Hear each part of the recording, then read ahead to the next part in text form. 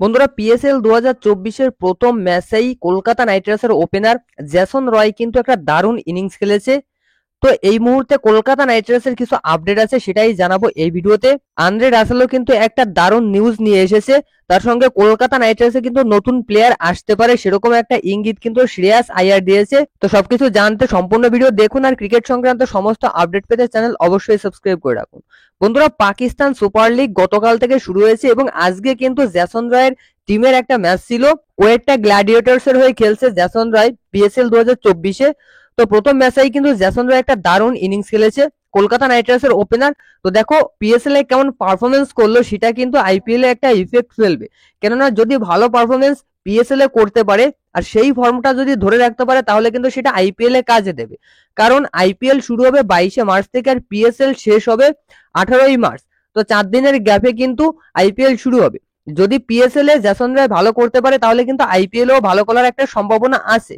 যেমন আজকে যে ইনিংসটা খেলেছে জেসন রয়, একটা পিওর ওপেনিং ইনিংস এবং পিওর ব্যাটসম্যান যেরকম খেলে সেরকম একটা ইনিংস খেলেছে। টি20 ইনিংস 48 বলে 156 স্ট্রাইক রেটে 9টা 4 এবং 2টো 6-এর সঙ্গে 75 রান করেছে। একজন ওপেনার ব্যাটসম্যানের কাছ থেকে 75 রান পাওয়াটা মানে খুবই ভালো একটা ইনিংস। পিএসএল এর প্রথম ম্যাচেই ভালো খেলেছে, দেখা যাক বাকি ম্যাচগুলোতে কেমন খেলে।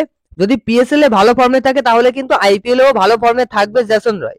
আর তার সঙ্গে বন্ধুরা, মনীষ পান্ডে এবং চেতন সাকারিয়া। মনীষ পান্ডে কিন্তু রঞ্জিতের চলতি ম্যাচে 100 করেছে, 100 প্লাস, প্রায় 140 প্লাস রান করেছে।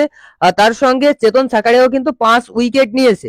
তো রঞ্জিতে বেশ কয়েকজন কেকেআর এর প্লেয়ার খেলছে, সেখানে প্রত্যেকেই কিন্তু ভালো পারফরমেন্স করছে। স্পেশালি চেতন সাকারিয়া কিন্তু ভালো বল করছে, মনীষ পান্ডেও কিন্তু ভালো টাচে আছে।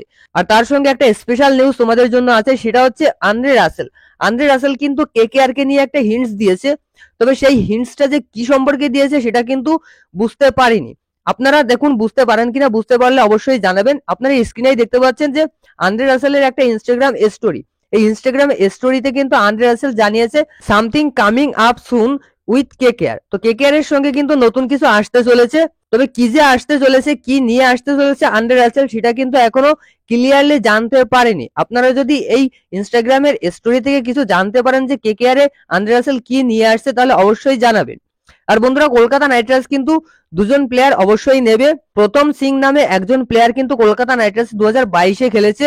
সেই প্রথম সিং কিন্তু কলকাতা নাইট রাইডার্সে আবারও আসতে পারে আইপিএল 2024-এ, এরকম একটা সম্ভাবনা কিন্তু আছে। তবে দেখুন, প্রথম সিং আসুক বা অন্য কোনো প্লেয়ার আসুক, দুজন প্লেয়ার কিন্তু কেকেআর এ আইপিএল 2024-এর আগে অবশ্যই আসবে।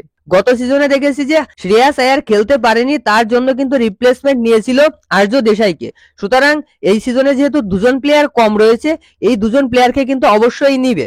তো আপনাদের কি মনে হচ্ছে বন্ধুরা, কলকাতা নাইট রাইডার্সের নতুন দুজন প্লেয়ার কোন কোন প্লেয়ার আসতে পারে? কমেন্টে জানান। ভিডিও ভালো লাগলে অবশ্যই লাইক করুন।